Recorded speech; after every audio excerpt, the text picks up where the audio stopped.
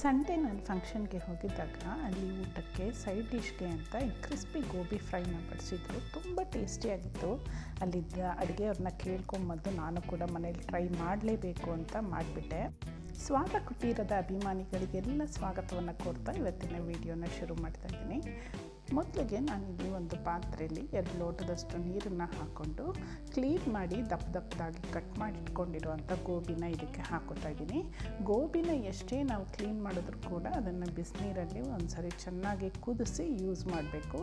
ಗೋಬಿನ ಬೇಯಕ್ಕೆ ಇಟ್ಮೇಲೆ ಅದಕ್ಕೆ 1 ಚಮಚದಷ್ಟು ಉಪ್ಪು, ಅರ್ಧ ಚಮಚದಷ್ಟು ಅರಿಶಿನ ಹಾಕಿ ಒಂದು 5 ರಿಂದ 6 ನಿಮಿಷ ಮುಚ್ಚಳ ಮುಚ್ಚಿ ಬೇಯಿಸ್ಕೋಬೇಕಾಗತ್ತೆ. ಅಷ್ಟರಲ್ಲಿ ನಾವು ಒಂದು ಹಿಟ್ಟನ್ನು ರೆಡಿ ಮಾಡ್ಕೊಂಬಿಡೋಣ.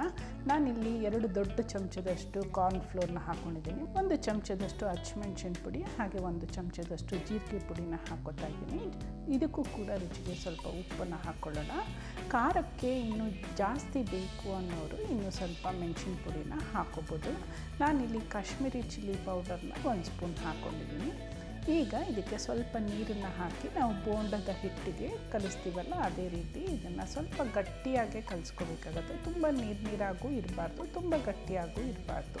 ನಾನು ಇದಕ್ಕೆ ಯಾವುದೇ ಫುಡ್ ಕಲರನ್ನು ಬಳಸ್ತಾ ಇಲ್ಲ. ಬೇಕಾದರೆ ನೀವು ಫುಡ್ ಕಲರು ರೆಡ್ ಕಲರ್ ಬರುತ್ತಲ್ಲ ಗೋಬಿಗೆ ಹಾಕ್ತೀವಲ್ಲ ಅದನ್ನು ಕೂಡ ಹಾಕೋಬೋದು.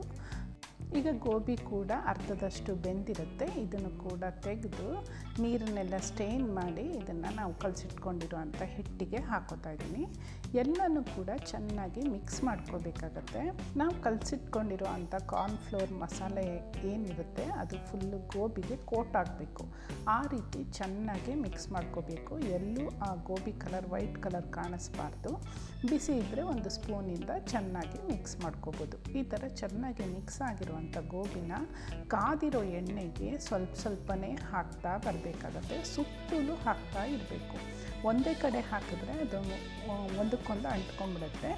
ಸುತ್ತ ಹಾಕಿದ್ಮೇಲೆ ಈ ರೀತಿ ಒಂದು ಸೌಟನ್ನು ತಗೊಂಡು ತಿರುಗಿಸ್ತಾನೇ ಇರಬೇಕಾಗತ್ತೆ. ಆಗ ಒಂದಕ್ಕೊಂದು ಅಂಟ್ಕೊಳ್ದಿರ ಬಿಡಿಯಾಗಿ ಬರುತ್ತೆ. ಈಗ ಇದನ್ನು ನಾನು ಒಂದು ಬೌಲ್ಗೆ ಹಾಕೋತಾ ಇದ್ದೀನಿ. ಇದಕ್ಕೆ 1 ಸ್ಪೂನ್ನಷ್ಟು ಜೀರಿಗೆ ಪುಡಿ ಹಾಗೆ ನಾನಿಲ್ಲಿ ಸಿಝ್ವೈನ್ ಸಾಸ್ ಏನು ಬರುತ್ತೆ ಅದನ್ನು ಹಾಕ್ತಾ ಇದ್ದೀನಿ. ಇದು ಆಪ್ಷನಲ್ಲು, ಬೇಕಿದ್ದರೆ ಹಾಕ್ಕೋಬೋದು, ಇಲ್ಲ ಸ್ಕಿಪ್ ಕೂಡ ಮಾಡ್ಕೋಬೋದು. ಟೊಮೆಟೊ ಸಾಸು, ಚಿಲ್ಲಿ ಸಾಸು, ನಿಮ್ಗೆ ಯಾವುದಾದ್ರೂ ಸಾಸ್ ಬೇಕಾದರೂ ಇದಕ್ಕೆ ಹಾಕ್ಕೋಬೋದು.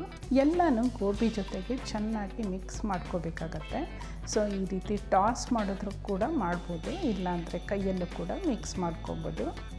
ಊಟಕ್ಕೇನಾದ್ರು ಸೈಡ್ ಡಿಶ್ ಬೇಕು ಅಂದರೆ ಈ ಥರ 10 ನಿಮಿಷದಲ್ಲಿ ಗರ್ಗರಿಯಾಗಿರುವಂಥ ಗೋಬಿ ಫ್ರೈನ ಮಾಡ್ಕೋಬೋದು.